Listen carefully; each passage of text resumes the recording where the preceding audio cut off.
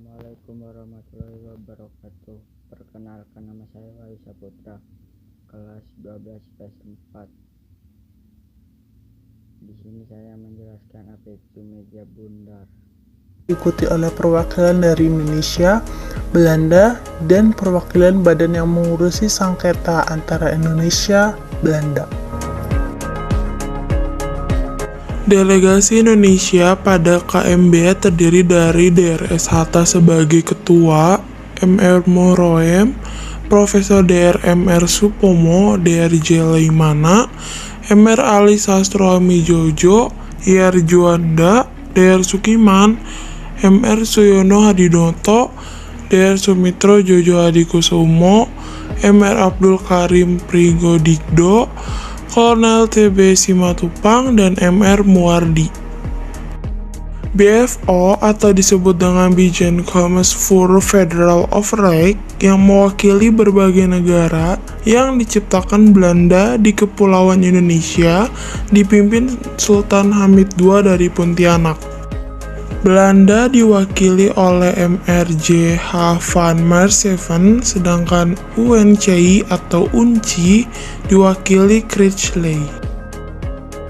Konferensi Meja Bundar secara resmi ditutup di Gedung Parlemen Belanda pada 2 November 1945. Hasil KMB adalah sebagai berikut.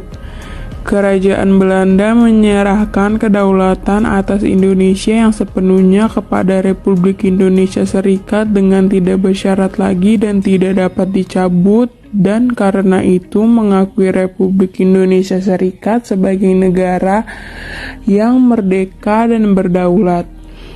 Yang kedua, Republik Indonesia Serikat menerima kedaulatan itu atas dasar ketentuan-ketentuan pada konstitusinya. Rancangan konstitusi telah dipermaklumkan kepada kerajaan Belanda.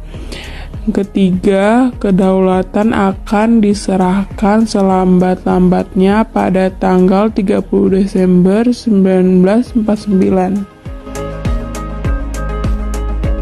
Ada 3 hal penting dari isi perjanjian konferensi Meja Bundar, yakni istilah penyerahan kedaulatan.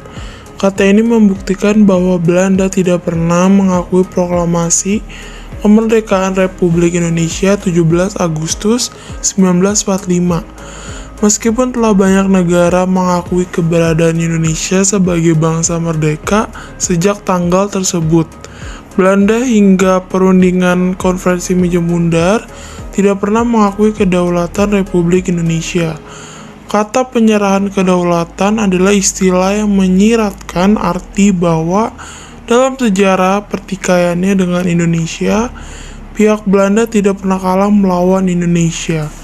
Oleh karena itu, Indonesia menyebut hasil perundingan KMB itu bukan sebagai penyerahan kedaulatan, tetapi peristiwa pengakuan Belanda atas kedaulatan Republik Indonesia. Hal kedua adalah masalah Irian Barat. Belanda ingin menjadikan Irian Barat negara terpisah karena perbedaan etnis. Irian Barat bukan bagian dari serah terima dan masalah ini akan diselesaikan dalam waktu 1 tahun. Pernyataan politik Belanda tentang Irian Barat memiliki arti bahwa Belanda tidak menginginkan bekas daerah Hindia Belanda menjadi wilayah Indonesia.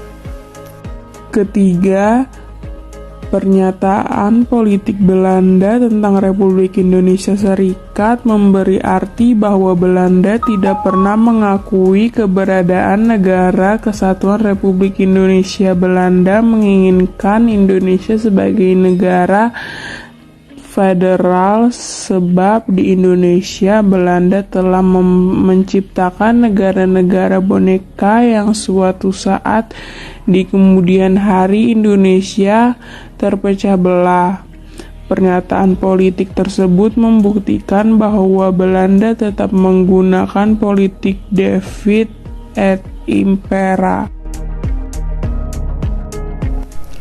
sebagai pelaksanaan persetujuan konferensi Meja Bundar yang ditandatangani di Den Haag Belanda 2 November 1949 diselenggarakan upacara penandatanganan naskah pengakuan kedaulatan baik di Belanda maupun di Indonesia. Upacara ini diselenggarakan pada waktu yang bersamaan, yaitu pada 27 Desember 1949. Di negeri Belanda, pendatanganan naskah pengakuan kedaulatan dilaksanakan di ruang tahta Istana Dam Kerajaan Belanda di Amsterdam.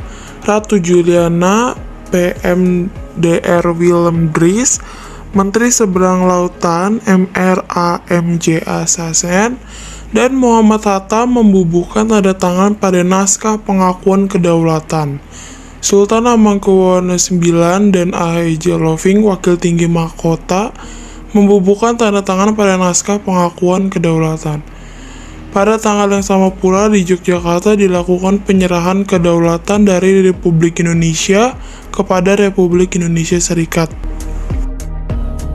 Isi dari KMB adalah sebagai berikut. Belanda mengakui RI sebagai negara yang merdeka dan berdaulat.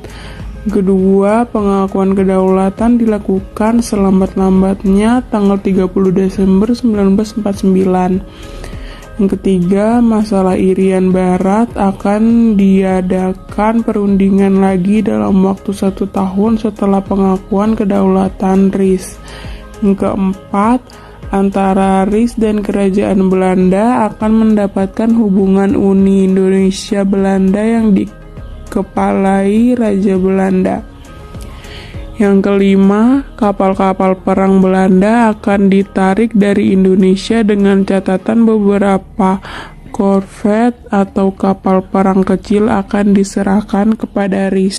Yang keenam, tentara kerajaan Belanda selekas mungkin ditarik mundur, sedangkan tentara kerajaan Hindia Belanda atau KNIL akan dibubarkan dengan catatan bahwa para anggotanya yang diperlukan akan dimasukkan dalam kesatuan TNI. Sekian video kami mengenai Konferensi Meja Bundar dan sikap Belanda. Terima kasih.